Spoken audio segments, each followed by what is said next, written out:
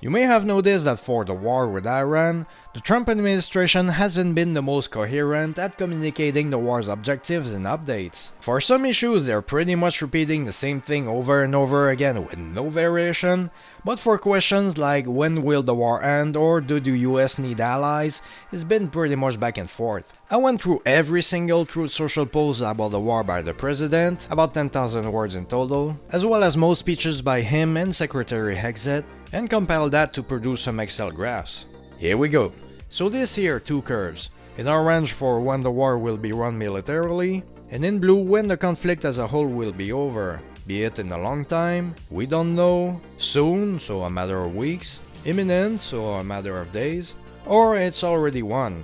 Here the timeline of the conflict for reference. What I find the funniest is when they contradict each other during the same day, sometimes by a wide margin.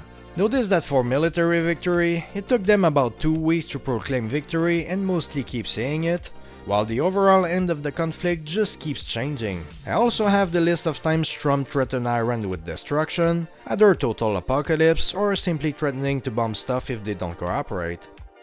I can also add the number of Iranian attacks on Arab neighbors and the number of ships attacked. It gives a good perspective. For both, the curves went down pretty fast compared to the first days, but still they remain considerable. About that question, I looked at declarations on the necessity of allies in the war, especially for the Strait of Hormuz. So here is, we don't need their help, then it'd be great if they helped, and finally, why aren't they helping? Nobody knows what I'm going to do.